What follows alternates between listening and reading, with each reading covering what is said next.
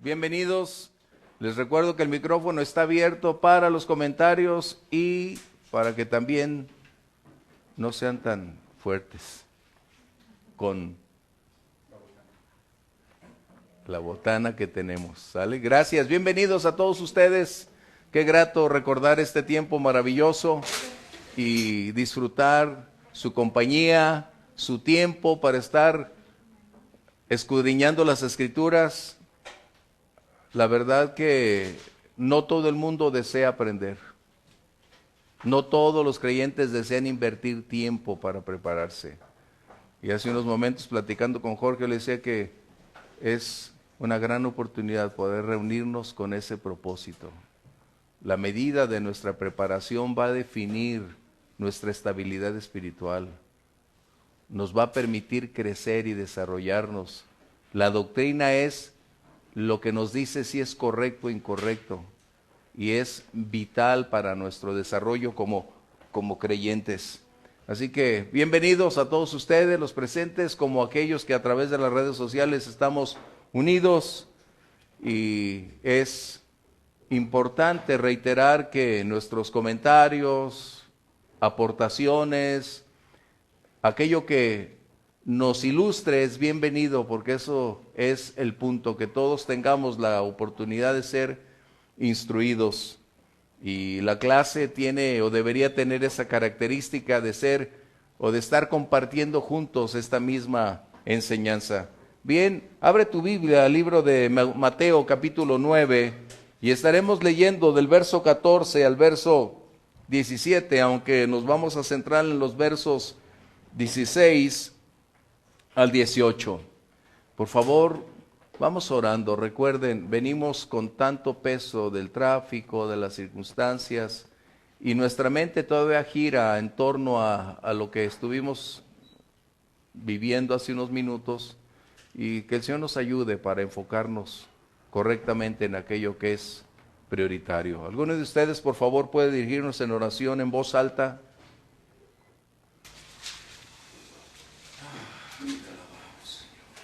Señor mi Dios, te damos gracias, Padre, en este día, Señor, por permitirnos, mi Dios, reunirnos, Señor, un día más para estudiar tu palabra, Padre Santo, Señor. Te pedimos, mi Dios, que seas tú, mi Dios, en medio de nosotros, que sea tu Espíritu Santo, Señor, trayendo entendimiento y discernimiento, Señor, a la palabra, Padre mío, Señor.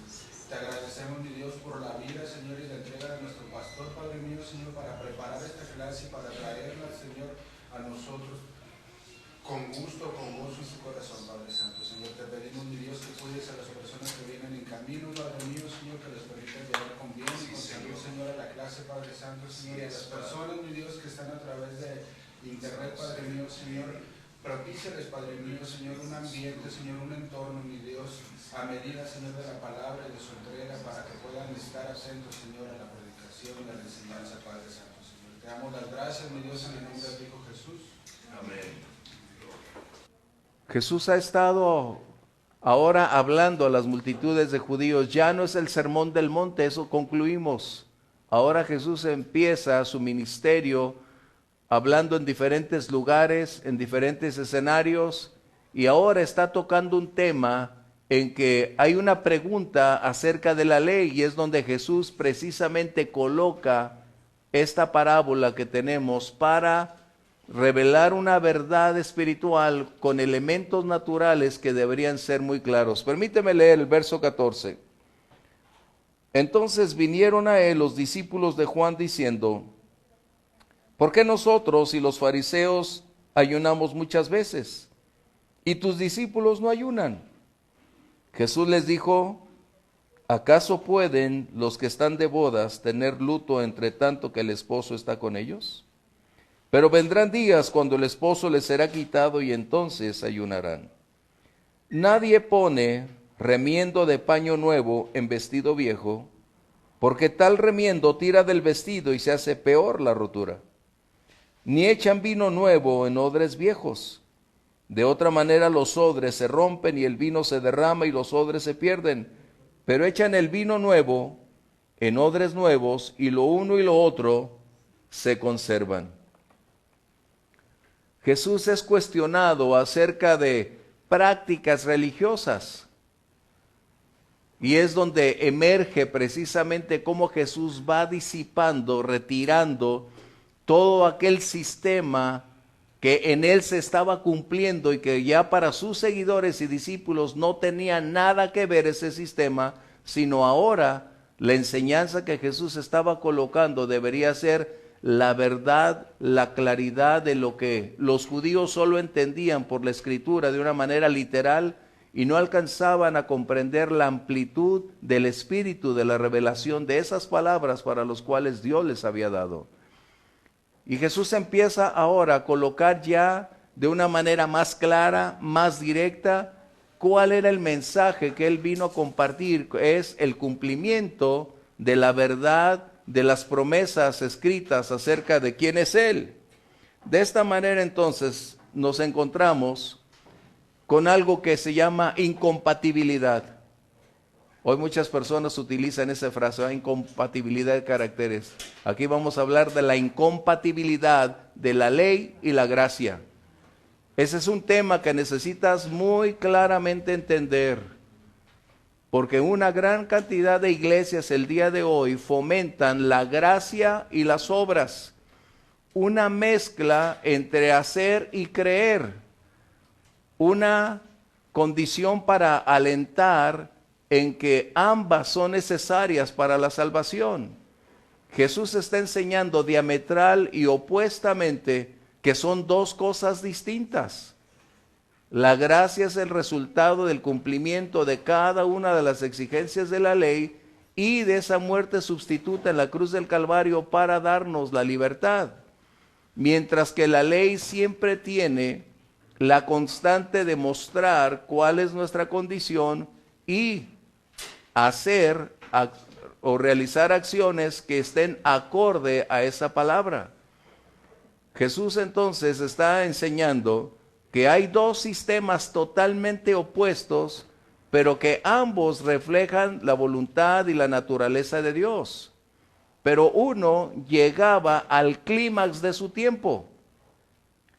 El sistema anterior levítico, sacerdotal, había llegado al final, al cumplimiento de su tiempo. En otras palabras, había llegado como el medio para mostrar lo que el Mesías haría, y ahora en Jesús entraría el nuevo pacto donde se escribirían todas las cosas que hoy tú y yo conocemos, que es la iglesia y todo lo que hacemos hoy como resultado de que en él se cumplió la ley. De esta manera entenderemos que el mensaje del Evangelio es una vida nueva, no está supeditada a liturgias, sacrificios, posturas, ni mucho menos este tipo de vida puede ser controlada o contenida por aspectos litúrgicos como imposiciones religiosas. Jesús vino a romper con ese antiguo sistema y mostrarlo como obsoleto, mostrarlo como caduco y a punto de desvanecerse, porque en él se iba a cumplir todo lo que estaba escrito. Recuerda eso. No es que la ley va a desaparecer, la ley va a estar permanentemente por la eternidad. La gran diferencia es que ya el sistema levítico nada tiene que ver con el creyente, porque por gracia somos salvos, dice la palabra. ¿Qué diferencia? Y eso es lo que cuesta entender, porque desde niños, desde los judíos y nosotros fuimos enseñados que nadie da nada por nada, sino que hay algo detrás de todo que se tiene que pagar un precio. Que no tenemos privilegios porque hay algo que está oculto que tarde o temprano nos lo cobrará. Y ciertamente en Jesús se pagó un enorme y alto precio, porque Él fue la víctima propiciatoria para nuestra vida, libertad y bendición. Qué agradable. Pero para los judíos de su tiempo, incluyendo los discípulos de Juan, estaban todavía absortos en tradiciones. Ayunar es una tradición, en cierta manera sí y en cierta manera no. Porque es una práctica que trata de atraer la atención de Dios cuando ya tenemos la atención de Dios. El ayuno es parte de nuestra vida como algo voluntario, no institucional. Debemos entender eso. El ayuno es algo que determino, no por imposición, no por cuestión religiosa, sino como un deseo de acercarme a Dios para conocer más, para escuchar su voz, no como moneda de intercambio para obtener algo de Dios. ¿Estamos bien? Eso es muy importante. Por eso Jesús dijo, ¿acaso los que están de bodas pueden ayunar? Como que no entendieron ellos esa frase. Recordemos un poquito, desde el Antiguo Testamento, la pareja de recién casados gozaba de una inmunidad prácticamente por un año, pero el hombre ya había preparado todo un año de salario, ya había preparado todo un año de gastos para que se cumpliera ese año sin ir a la guerra, sin ser perturbado. ¿Por qué? Porque era prácticamente una concesión que Dios daba a esa pareja. Y a la vez el novio representaba el evento más precioso, las bodas. Tú y yo ahora entendemos que las bodas del Cordero y entendemos lo que las vírgenes prudentes, pero Jesús está enseñando ahora que Él era la razón del gozo y la alegría. Por eso a mí cuando me preguntan, ¿tú ayunas? ¿Los que están de bodas pueden ayunar? Yo tengo al Señor conmigo todos los días. ¿Qué diferencia, va? ¿Qué diferencia? Claro que hay días en que ayunas, claro, pero es algo entre Dios y yo. ¿Verdad?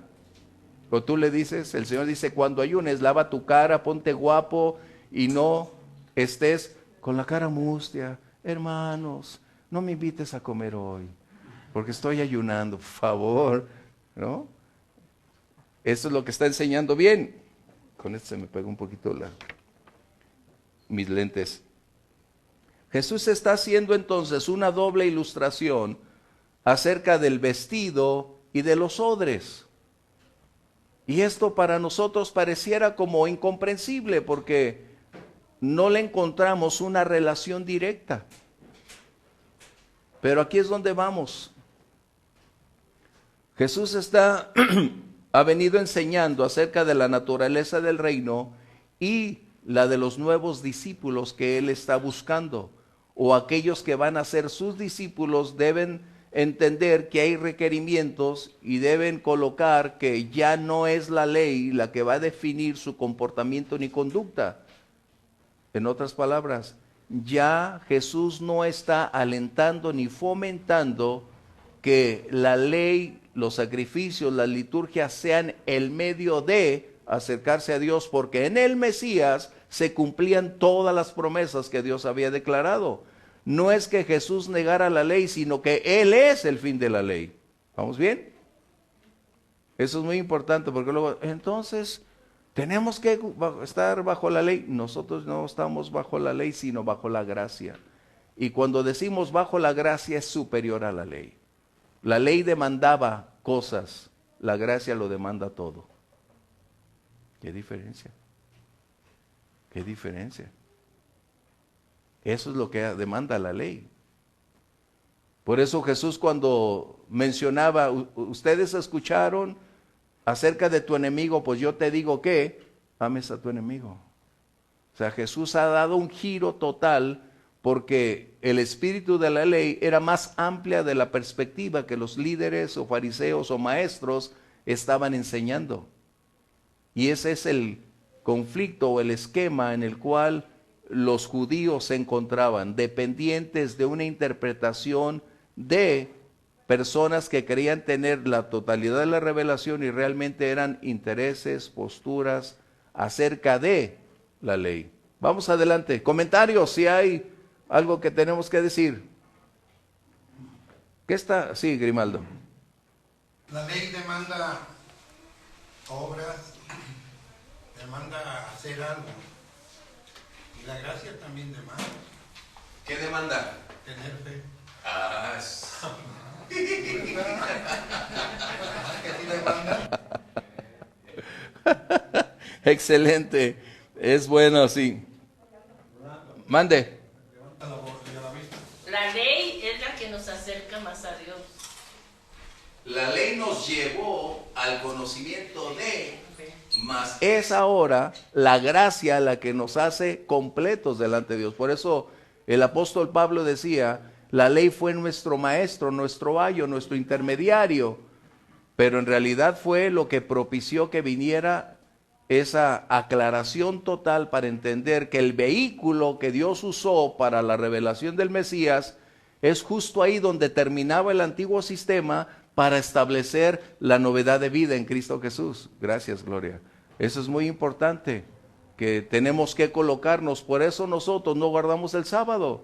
Nosotros no tenemos que observar las condicionantes que el pueblo judío o los judíos mesiánicos o todos aquellos grupos que se adhieren a la ley como creencia o pretender que forman parte de.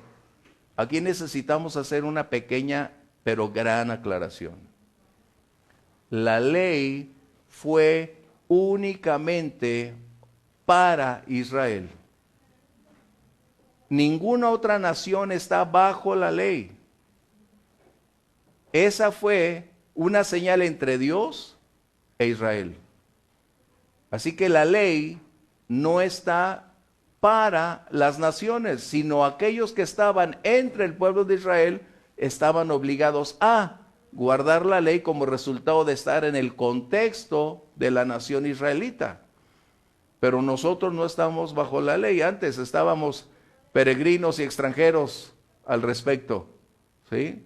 Nosotros éramos gentiles que no estábamos dentro de los pactos, que no estábamos dentro de esas promesas, pero estábamos dentro del corazón y de los planes de Dios, que es la gran diferencia, ¿sí? Bien, ¿qué estamos haciendo entonces? Jesús ahora está colocando una condicionante para romper con aquella enseñanza que se había vuelto crítica, dura, inflexible y que se había mantenido por siglos de una manera impositiva, impidiendo a las personas tener libertad. En aras de una libertad estaban propiciando una esclavitud total. ¿Vamos bien? ¿Atrás? Excelente. Bueno, cuando hay una aportación adelante, sí sería bueno aportar sobre esto, Omar. Bueno, no. O sea, la moral que existía en el pueblo judío estaba fundamentada por la ley, ¿sí? Incluso todavía más que la ley. O sea, creían, o sea, nos vamos al aspecto básico, ¿no? O sea, a Dios no se le puede dar nada ni presionar el brazo como para que si yo ayuno 3 veces, pues a fuerzas me tengo que salvar. O si no doy el 10, no doy el 20, pues me voy a salvar. Sí, o sea, Dios es justo, entonces en un momento dado no se podía hacer nada. Sin embargo, la teología que estaban manejando en el judaísmo presionaba totalmente a la sociedad para que un grupo determinado de fariseos saliera a la calle, se diera de golpes de pecho, ¿sí? Y dijeran, ellos sí se van a salvar, nosotros no nos vamos a salvar, hay que ser como ellos. Entonces existía una presión muy fuerte sobre la moral que tenía que manejar el pueblo judío para poderse salvar. O sea, es la moral que está manejando ahí. Llega Cristo, rompe con eso, diciendo que es espiritual, que la Torah, incluso la Torah es espiritual, el aspecto espiritual, pues ahí es donde se empiezan a dar cuenta, ahí son lo que está sucediendo, pues, que no combinaba. Esa es la incompatibilidad. La gracia como la ley, mencioné, ambas reflejan el carácter y la naturaleza de Dios. Pero una sirvió para un propósito y la otra continúa vigente hasta la eternidad. El pueblo judío siempre tratará de buscar la ley porque mientras no conozca al Mesías, mientras no conozca la gracia, el único sistema que conoce para acercarse a Dios es a través de la ley. Nosotros, a través de la revelación del Espíritu Santo, de la palabra de Dios, de que Jesús es el Mesías, el Cordero de Dios, hoy tenemos un privilegio de conocer la verdad total y acercarnos a Dios en el nombre de Jesucristo y no a través de un sacerdocio de Aarón o levítico que estaba limitado. Por eso el libro de Hebreos es tan importante.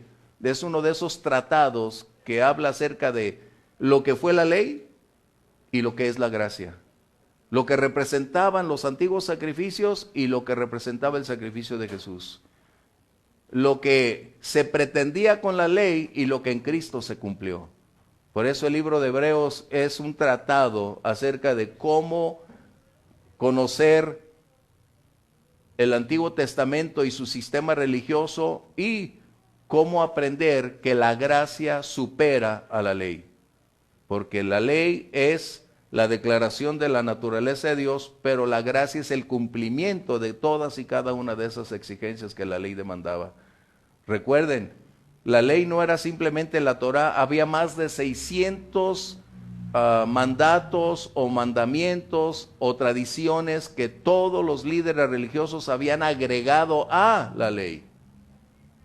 Recuerdan que Jesús decía, ustedes lavan los platos, lavan las manos. Jesús no estaba hablando de un aspecto higiénico, estaba hablando de un contexto religioso que hablaba de contaminarse por la relación con las personas. Es muy distinto. Bien, vamos adelante entonces. Al convertirse el judaísmo ya en una condición demasiado inflexible que limitaba a las personas para caminar con Dios, la aparición del Mesías es precisamente el contexto que hoy encontramos. Las tradiciones se habían convertido en mandamientos, habían usurpado la palabra de Dios para hacer de las enseñanzas de Gilel las más grandes declaraciones. Y esa siempre ha sido la tendencia. Hasta el día de hoy la gran mayoría escucha más la palabra de alguien que la palabra de Dios. Tiene más influencia un mensaje que la palabra de Dios. Y este es un conflicto grave. Y hay dos aspectos que necesitamos hablar, pero vamos adelante. Uno es capítulo 15 de Mateo 15, verso 9, y otro Gálatas 1:14, por favor. Pues en vano me honran enseñando como doctrinas mandamientos de hombres. Wow. ¿Qué dice? Pues en vano me honran enseñando como doctrina mandamientos de hombres. Y eso lo pudiéramos trasladar desde el libro de Isaías, porque ese es parte del contexto del libro de Isaías, lo que Jesús está enseñando ahí. Que el orgullo nacional se había centrado en tener una pureza aparente que otras naciones no poseían, desde una ley ética, moral, civil, hasta un sistema religioso para hablar, comunicarse con Dios y recibir sus bendiciones. Este era un orgullo entre las naciones.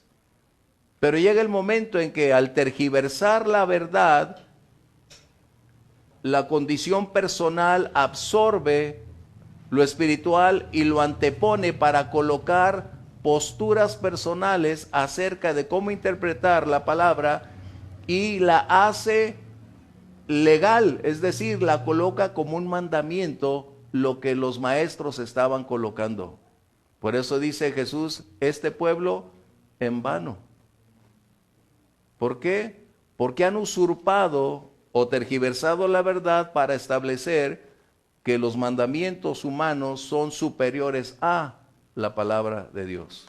Gálatas, vamos a leer por favor. Gálatas 1:14. Y en el judaísmo aventajaba a muchos de mis contemporáneos en mi nación, siendo mucho más celoso de las tradiciones de mis padres. Wow. El apóstol Pablo está declarando ahora ya bajo la revelación del Espíritu Santo lo que él era antes y ahora lo que es. Antes había sido un perseguidor, antes el celo religioso, su orgullo nacional lo había convertido en un perseguidor de la iglesia porque él advertía que los nuevos convertidos traicionaban la verdad escritural y eran enemigos, eran apóstatas, eran contrarios. Pero viene el Espíritu Santo y aclara sus ojos, su entendimiento, y entonces reconoce que él solo tenía un aspecto literal de la ley, mas no la revelación de la ley en su vida. Por eso dice, yo aventajaba a todos en la ley, yo los aventajaba en mis tradiciones. Pero ¿qué dice el apóstol Pablo? Pero para mí ahora el vivir es Cristo y el morir es ganancia. Porque todas las cosas las tengo por basura. ¿Cuáles cosas? Todos y cada uno de los títulos que él ostentaba de ser un intelectual, un rabino, de ser el mejor estudiante de Gamaliel. Es lo que está diciendo él ahí. Todo lo que yo tenía por ser el mejor alumno, lo tengo por basura, por conocer la verdad en Cristo Jesús. ¿Comentarios? Lucas 5:39, si vamos por ahí.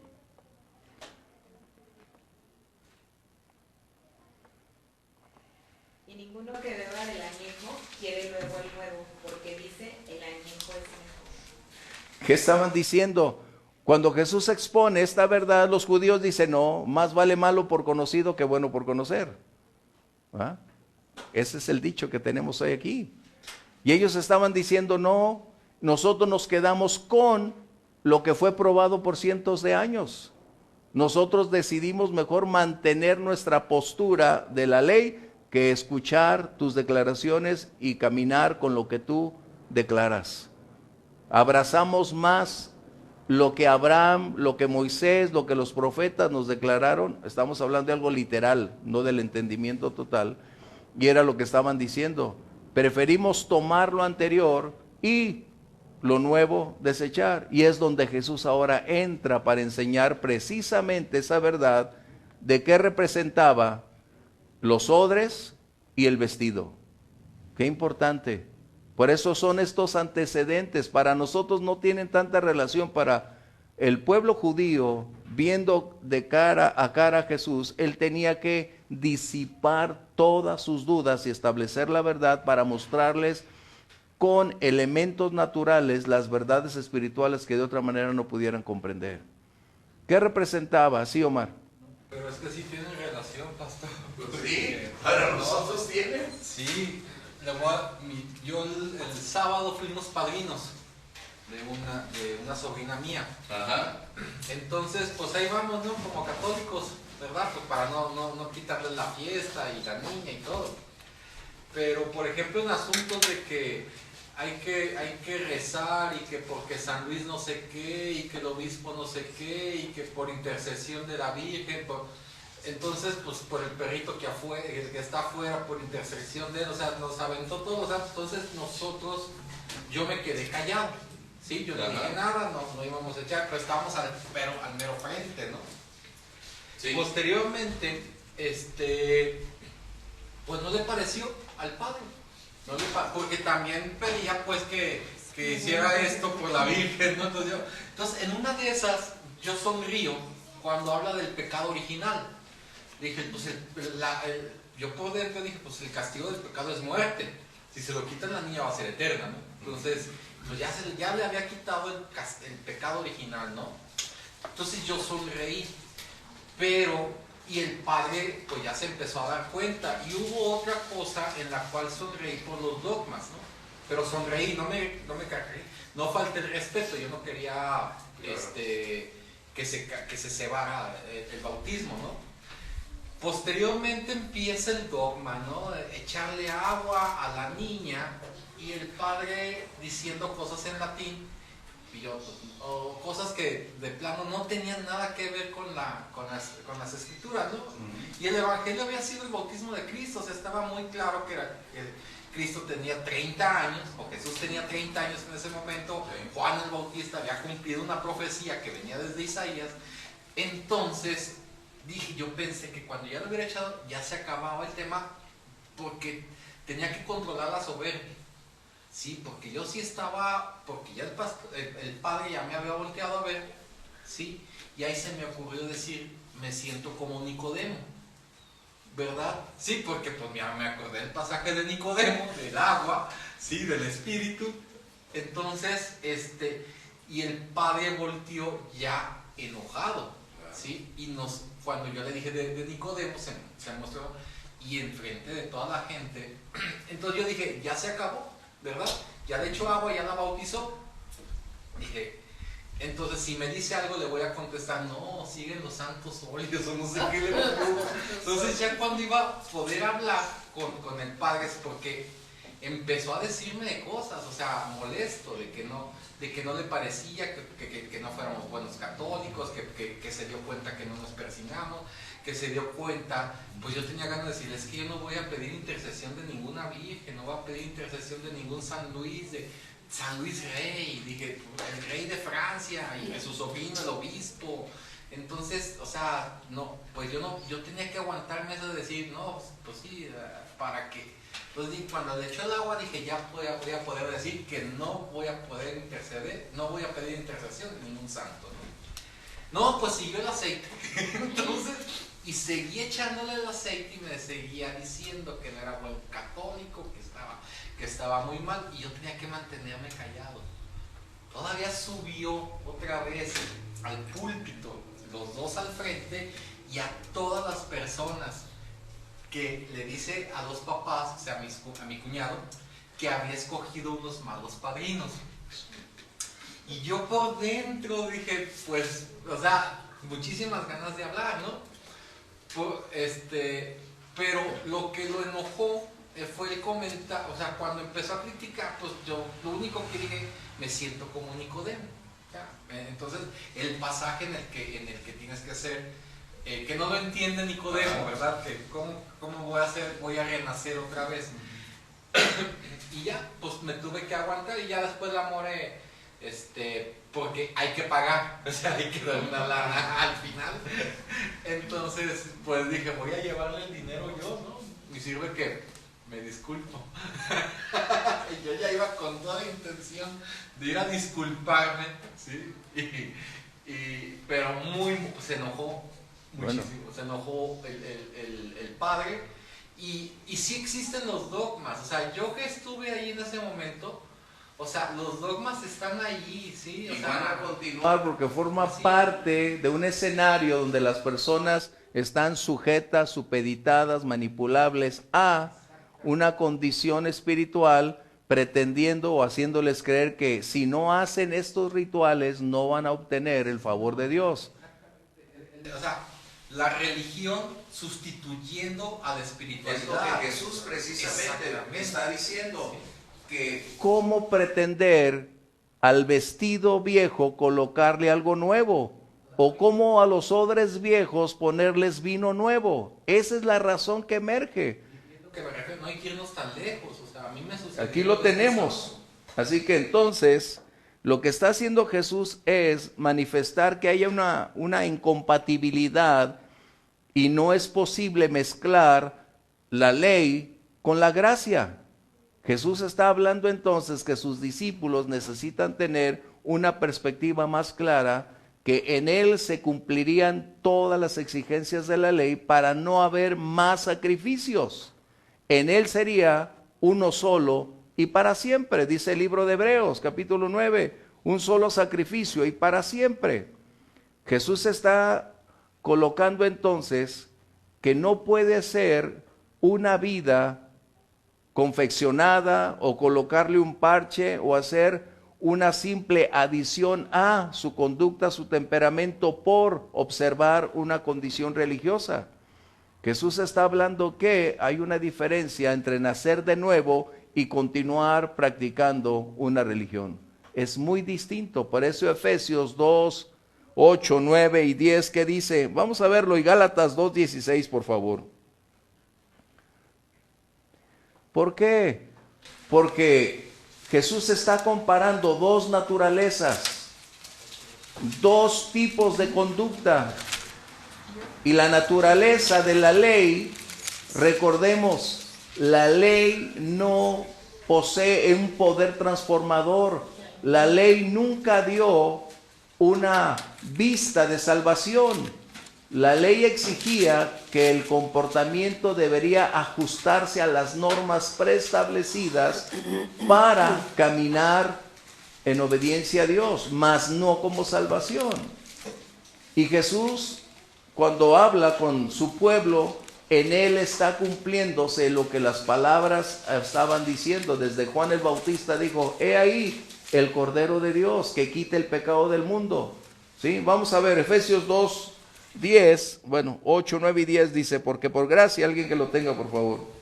Porque por gracia sois salvos por medio de la fe, y esto no de vosotros, pues es don de Dios, no por obras para que nadie se gloríe, porque somos hechura suya, creados en Cristo Jesús para buenas obras, las cuales Dios preparó de antemano para que anduviésemos en ellas. Esas buenas obras son diferentes a las obras de la ley.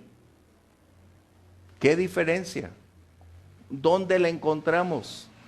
Las obras de la ley era una exigencia, no como nueva naturaleza, sino por ser el espíritu de la ley que definía que se debería tratar a las demás personas de una manera, se tendría que manifestar que la bendición de Dios estaba con ellos, como dándole a las personas, teniendo misericordia. Pero la nueva relación con Jesús surge del nuevo nacimiento, de tal manera que las buenas obras ya no son una acción religiosa, es la evidencia de una nueva naturaleza que Dios ya de antemano preparó todos esos escenarios para que ajustarnos a lo que Dios nos ha dado.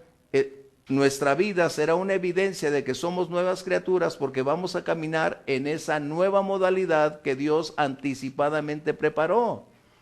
En otras palabras, Jesús no está alentando que nosotros vamos a ser salvos por hacer buenas obras. Lo que Jesús enseña es que esas obras forman parte ya de la nueva naturaleza que Dios colocó en ti y en mí para hacerlas.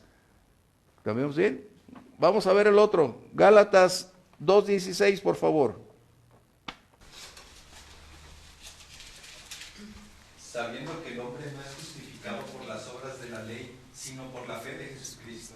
Nosotros también hemos creído en Jesucristo para ser justificados por la fe de Cristo, y no por las obras de la ley, por cuanto por las obras de la ley nadie será justificado.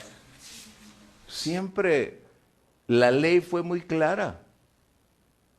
Desde el Antiguo Testamento dice: el alma que pecare, esa morirá.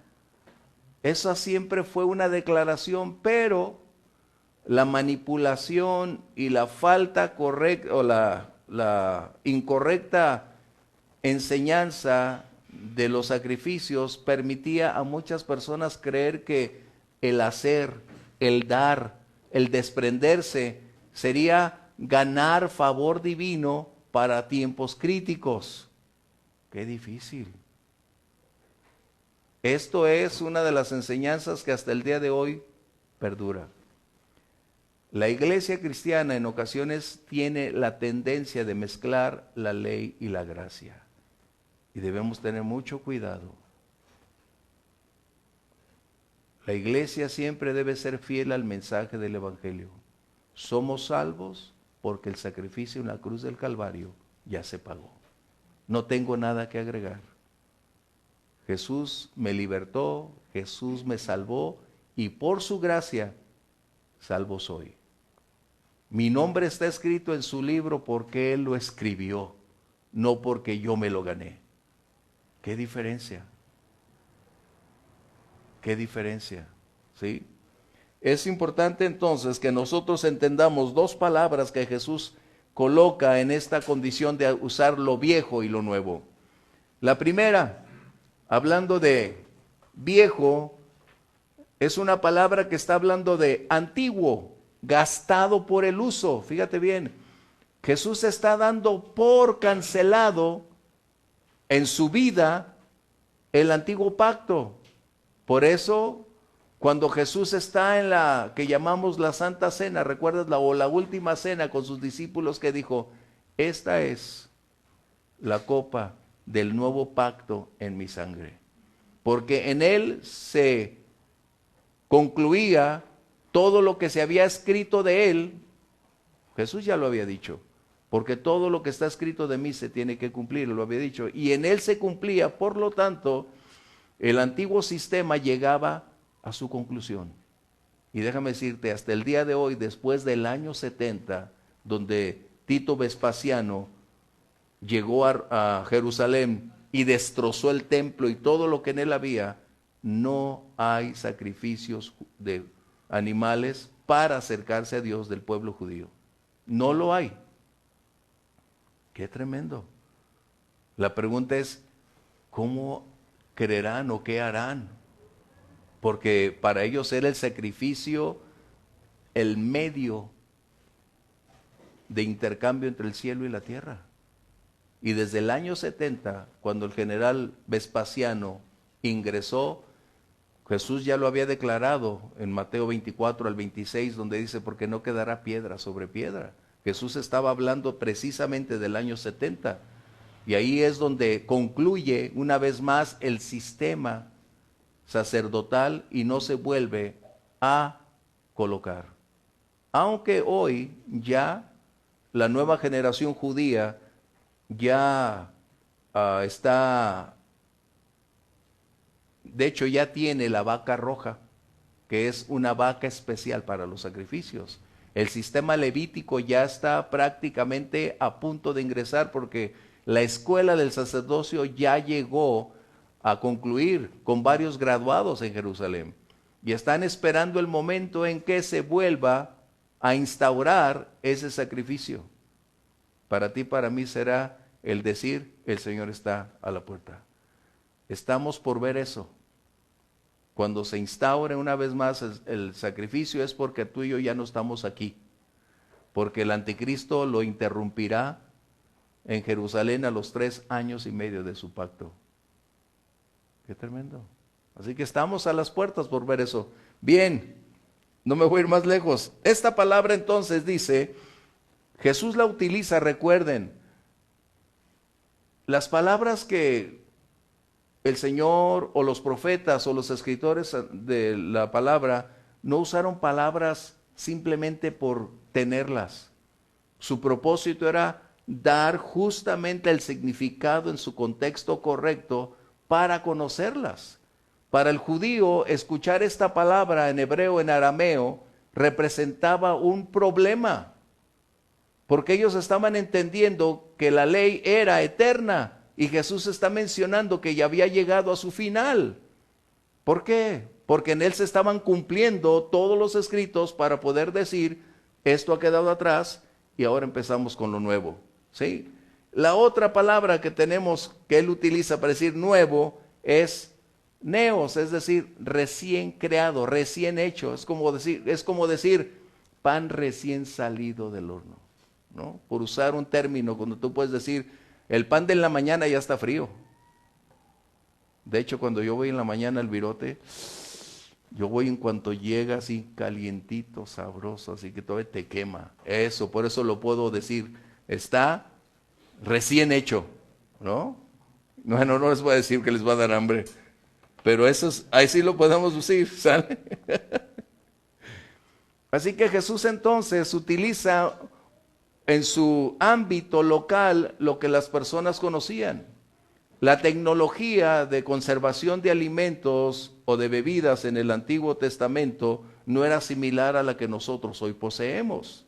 Su tecnología se limitaba a la conservación sobre pieles o sobre sal para los alimentos.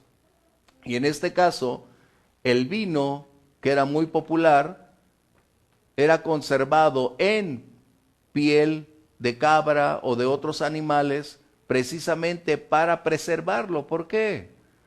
Porque el vino nuevo, al colocarse sobre un odre antiguo, ya había llegado al clímax de su capacidad y había sido expuesto a la presión de la fermentación. Y cuando llegó a ese nivel, se preservó mientras el vino estaba ahí, pero cuando es retirado, empieza a resquebrajarse y a tener fisuras. Jesús utiliza también el vestido para mostrarles que lo nuevo no puede ser compatible con lo antiguo, porque cuando llegue el momento exigido, lo nuevo va a rasgar a lo que estaba ya obsoleto y caduco, a lo que estaba desgastado. Jesús no estaba enseñando acerca ni de ropa ni de vino. Lo que estaba era estaba enseñando al utilizar estos dos aspectos de la vida cotidiana como una evidencia de que los sistemas religiosos que habían imperado hasta ese momento llegaban a su conclusión. Jesús no estaba alentando a seguir bajo la norma de la práctica religiosa. Ahora los nuevos seguidores de Jesús deberían aceptar que en Él se cumplían las promesas, que Él era el Cordero ordenado desde los siglos anteriores y que Él sería el precio pagado para que se tuviera libertad. ¿Sí? Comentarios. ¿Qué está diciendo Jesús entonces con el vestido viejo? No está diciendo que no se pueda coser una ropa con otra. Bueno, Ramoncita sabe más de eso y es experta en esa área. Lo que Jesús está enseñando es que la naturaleza que toda persona tenemos no puede ser alterada por una acción cosmética, por un cambio parcial, por una confección momentánea, por un subsidio invisible, es lo que Jesús está enseñando, sino que el nuevo vestido deberá ser de una sola pieza y de una nueva naturaleza totalmente distinta a la anterior. Y la nueva naturaleza solo tiene un origen. Segunda de Corintios capítulo 5, verso 17. Jesús está enseñando entonces que es la regeneración la que debe imperar y no la reparación. Es la nueva naturaleza que Dios ha colocado en aquellos seguidores del Mesías, es decir, los seguidores de Jesucristo, la que hace posible que nuestra nueva naturaleza ya no esté supeditada a más condicionantes, sino la de aquella que nos permite una nueva oportunidad. Segunda de Corintios 5:17.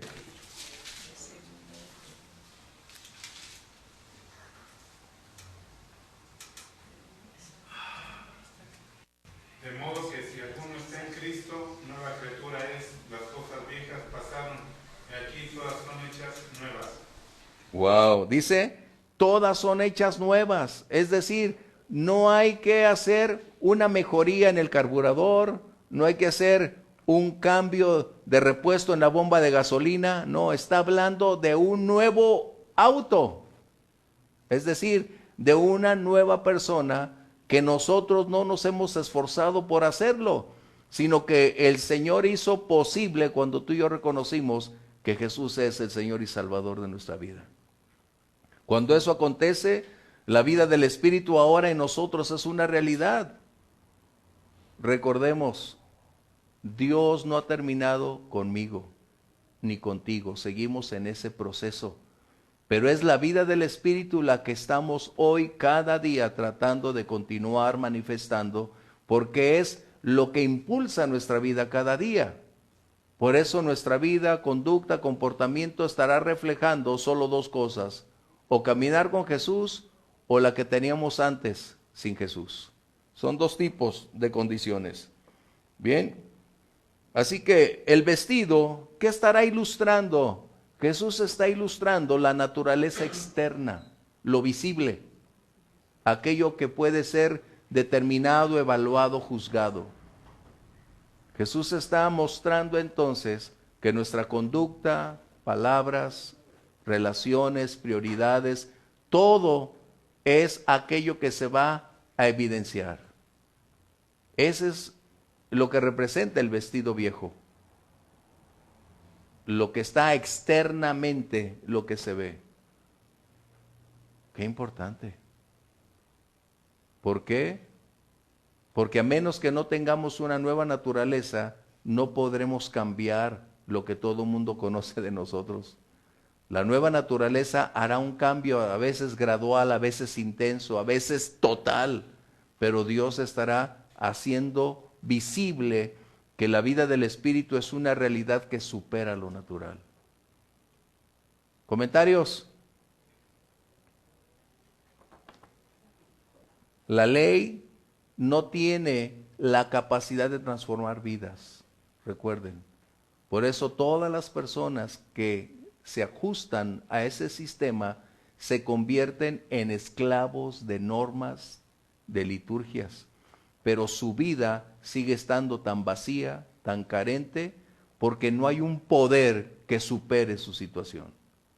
Y son buenas personas, claro, porque están adheridas a un sistema religioso, mas no a la libertad que tú y yo hoy tenemos para poder disfrutarla como resultado de que ya no estamos bajo la presión, bajo la condición de que de otra manera no tendremos el favor de Dios.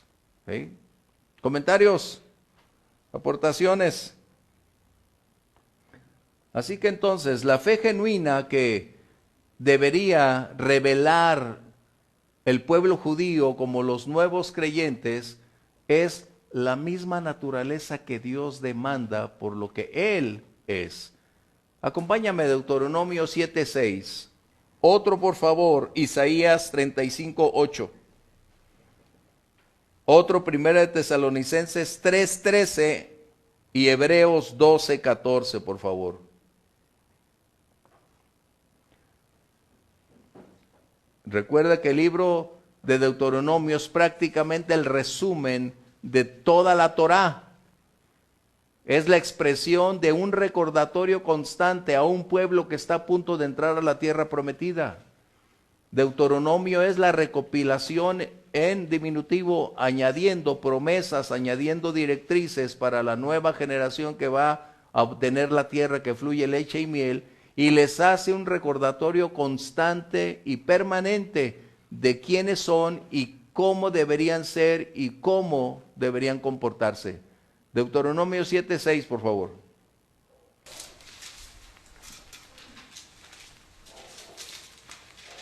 Porque tú eres pueblo santo para Jehová tu Dios. Jehová tu Dios te ha escogido para hacerle un pueblo especial, más que todos los pueblos que están sobre la tierra. ¿Qué dice? Pueblo santo. ¿Qué dice? ¿Que Dios qué? Te ha escogido para hacerle un pueblo especial. Un pueblo especial. ¿Y un pueblo qué? Santo. Cuando está hablando de santo, está hablando de ser separado de. No quiere decir que era impecabilidad moral. Lo que está diciendo es dedicado, separado para Él. Y eso es lo que realmente se espera. La nueva naturaleza tiene una dirección muy bien trazada.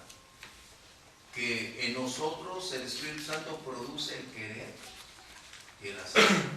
No son nuestras obras. No es lo bueno que soy. No es lo que me enseñaron.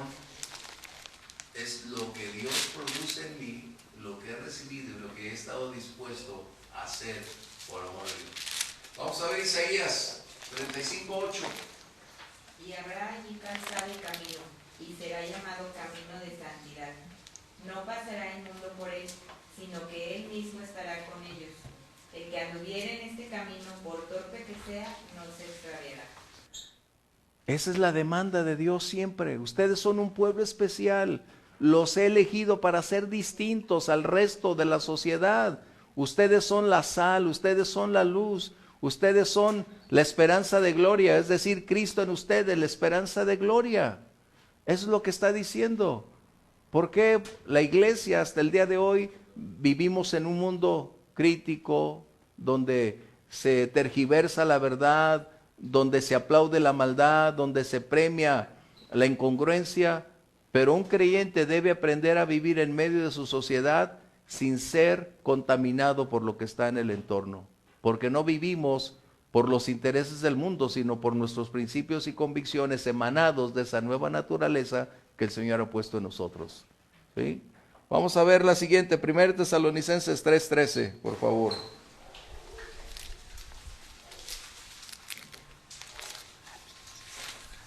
Si lo trae su Biblia, ¿no lo encuentran? Y la otra, Hebreos 12:14, por favor. Para que sean afirmados vuestros corazones, irreprensibles en santidad delante de Dios nuestro Padre, en la venida de nuestro Señor Jesucristo con todos sus santos.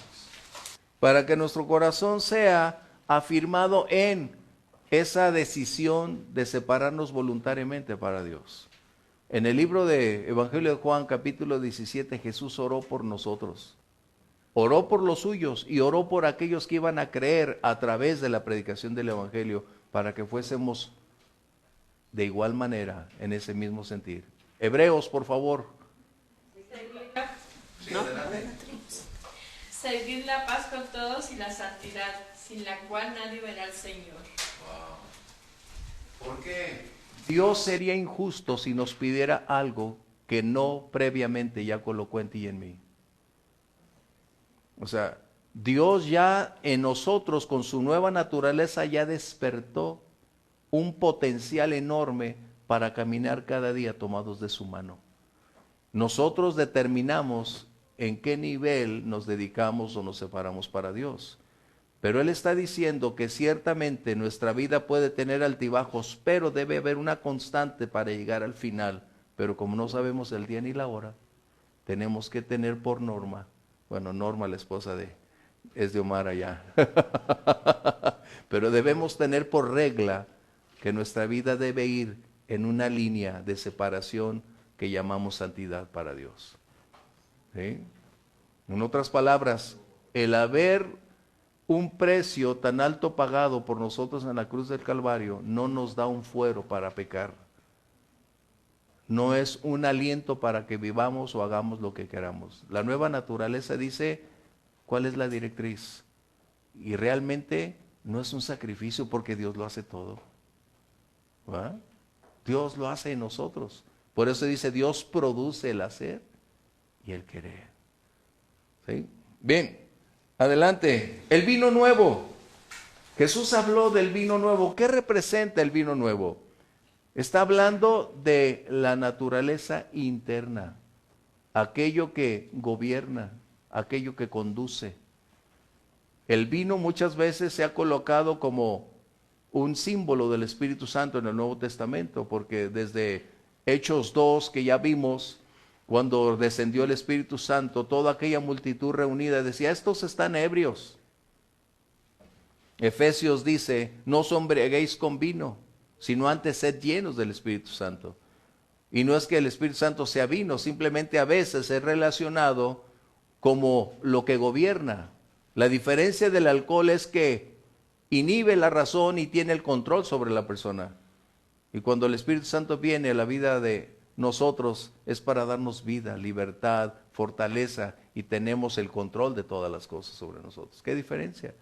Así que el vino nuevo es la naturaleza interna, lo que hará posible que se hagan entendibles o visibles nuestras prioridades, nuestra conducta, nuestras palabras, nuestras conversaciones, en dónde giramos, es lo que está diciendo el Señor. Por eso es incompatible la ley con la gracia. La ley esclaviza, la gracia liberta. La ley somete, la gracia nos conduce a una ilimitada libertad de gozo y de paz, porque no estamos supeditados a una liturgia. Hoy tenemos la libertad de movernos con Él. ¡Qué excelente! ¿Algún comentario? Sí. Adelante, Grimaldo. Con referencia a lo que dice la ley nos condena. Nos condena a todos. Así es. Y obviamente la gracia nos libera. Exacto. Nos libera de la ley. Eso es tan importante porque a veces olvidamos. Por eso es que muchas personas tratan de aferrarse a la ley cuando no conocen el verdadero significado de la ley. A veces algunas personas que les compartes el evangelio dicen, bueno, es que yo no soy tan mala, yo trato de guardar la ley. Y dices, no sabes lo que es la ley. Precisamente Jesús, al estar hablando al respecto, hace un cambio radical para que ya no sea más el pueblo judío sujeto a una ley que nunca pudo salvarles. ¿Cuántos siglos Dios envió profetas? Dios les envió mensajeros para advertirles, para llevarles, y llegado el momento de tener cara a cara al Mesías, no conocieron el tiempo de su visitación. Era el momento de la libertad. Por eso 70 años después, Tito Vespasiano irrumpió en Jerusalén y destrozó aquello que se pudo haber evitado por rechazar al Señor. En el libro de Lucas, Jesús dice: ¿cuántas veces quise juntar a tus hijos como la gallina sus polluelos? Capítulo 13, es el capítulo 13 de Lucas. Vamos a ver si... ¿Cuántas veces quise juntar a tus hijos como la gallina a sus polluelos? Vamos a tener, no lo tienes en tus notas, pero eso es algo que está ahí. Y mientras lo encuentras, Jesús en otro pasaje dice que si supieras lo que representa para tu paz ese momento cuando Jesús descendió, dice, pero ahora está velado de tus ojos, y Jesús lloró. Qué tremendo. ¿13? 13:34, Lucas 13:34, así fue a la escuela. Lucas 13:34. Por favor, si alguien lo lee. Jerusalén, Jerusalén, que matas a los profetas y apedreas a los que te son enviados, ¿cuántas veces quise juntar a tus hijos como la gallina sus polluelos debajo de sus alas y no quisiste? ¿Cuántas veces? Qué increíble. Por eso el libro de Hebreos dice, Dios habiendo hablado a los padres a través de los profetas, su último mensaje o su última llamada de atención es a través de Jesucristo. Ya no va a haber otra. Es a través de Jesús. Por eso Jesús estaba mencionando eso. ¿Cuántas veces quise juntar? ¿Por qué? Porque la inflexibilidad de los líderes, aún Pedro era inflexible. Cuando Pablo le dijo, tú siendo judío no guardas la ley, ¿cómo esperas que otros estén bajo ese yugo? Ni tú ni nuestros padres pudieron guardar la ley. Jesús está entonces mostrándonos el principio revelador. Es la transformación. No es hacer un cambio. Jesús vino a dar una vida totalmente nueva. Una vida que nada nos va a costar excepto cuando reconozcamos que Él es el Señor y Salvador. Por lo tanto, el mensaje de Jesús no puede ser combinado con la ley y la gracia. Hay un texto que tú y yo podemos ver. Juan 1:17.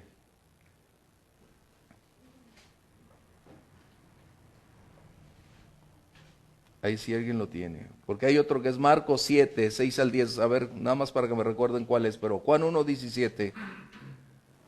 Pues la ley por medio de Moisés fue dada, pero la gracia y la verdad vinieron en medio de Jesucristo. Wow.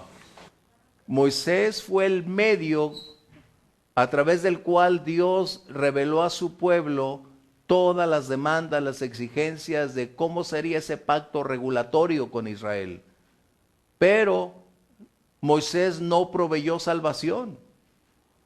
Jesús es quien viene a cumplir la ley y es solo y hasta entonces que en Él encontramos la gracia. La ley habla de la justicia que debemos tener muy presente. Dios es justo, Dios castiga, Dios disciplina, Dios no da por inocente al malvado. Dios siempre tiene un recuento de lo que es justicia. Dios no es injusto. Dios no pasa por alto nada. Pero todo trato con la justicia de Dios se sustenta también en su amor, que es la gracia por el cual Jesús vino y dio su vida por nosotros. Por eso no podemos mezclar ni hacer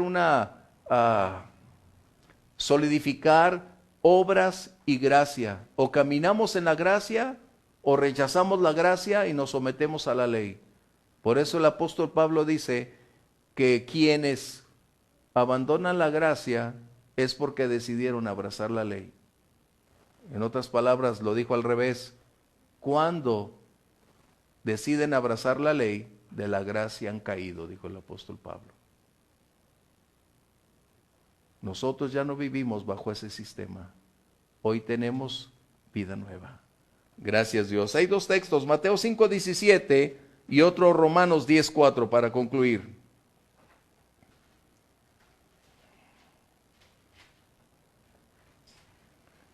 Mateo 5:17 y Romanos 10:4. ¿Alguien tiene Marcos 7, 6 al 10? ¿Qué dice? Nada más para recordarme. Bueno, ahorita lo busco aquí. Mientras leemos. Aquí lo tengo yo. 7:6, aquí lo tengo. Hipócritas, dice. Respondiendo él les dijo, hipócritas, ¿quién profetizó de vosotros Isaías, como está escrito? Este pueblo de labios me honra, mas su corazón está lejos de mí. Gracias. Pues en vano me honran, enseñando como doctrinas mandamientos de hombres. Bien, Mateo 5:17, por favor. Gracias.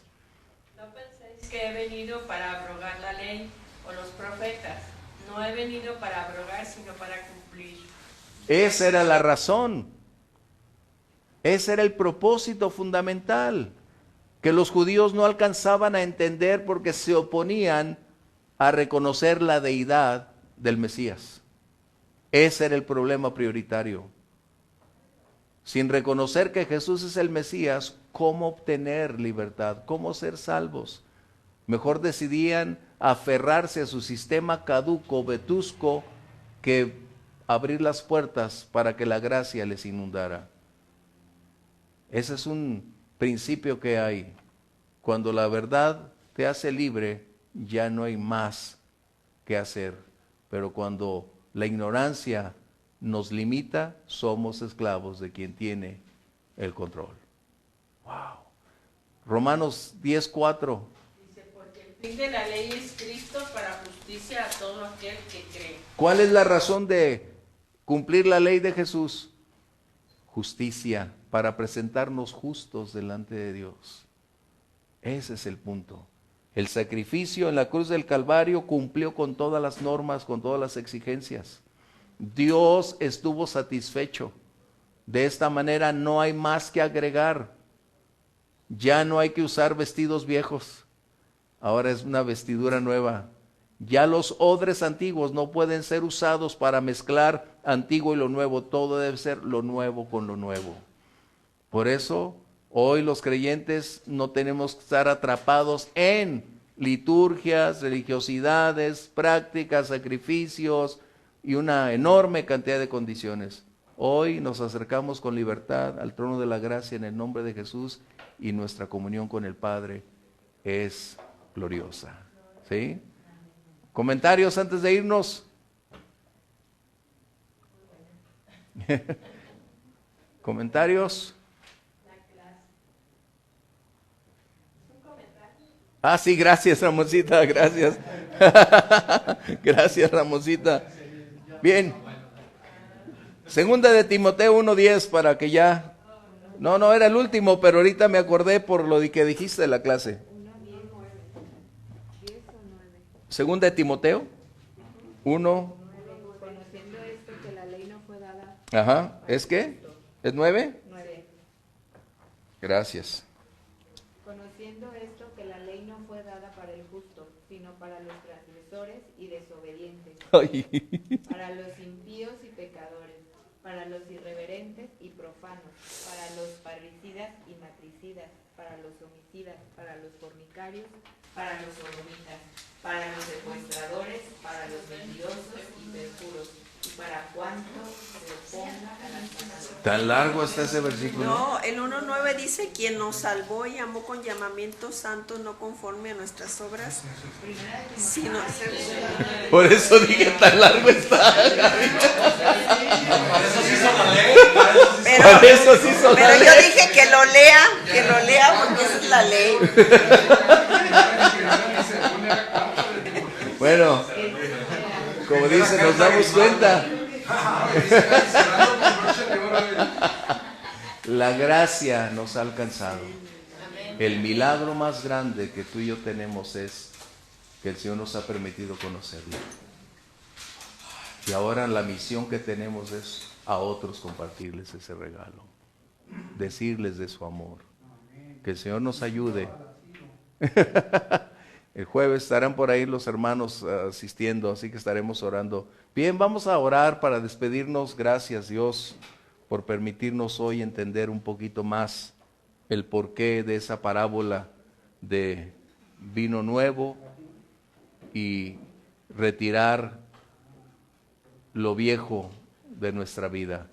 Algunos de ustedes despídanos en oración, por favor, y a todos los que estuvieron con nosotros a través de las redes sociales, el Señor bendiga su vida. ¿Alguno de ustedes, por favor, en voz?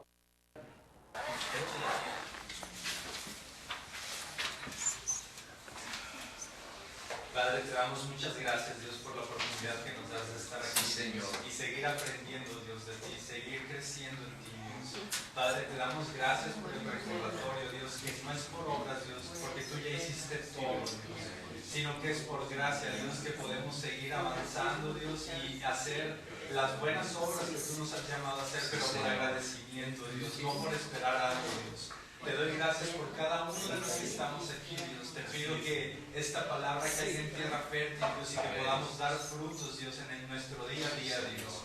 Te doy gracias por las personas que están en internet, Dios, y por todos los que de una u otra forma están aportando y a la vez interesados, Dios, en seguir creciendo en tu palabra, Dios. Te doy gracias por la vida del pastor, Dios, que siga siendo tú, Dios, esa fuente en la que él se pueda fundamentar y seguir trayendo, Dios, esta palabra, Dios, esta enseñanza, Dios, para tu iglesia, Dios. Te doy gracias por cada uno de nosotros, Dios. Te pido que nos lleves con bien a casa, Dios, y que nos podamos ver nuevamente el siguiente martes, Dios. Te doy gracias en el nombre de Jesús. Amén. Bendiciones.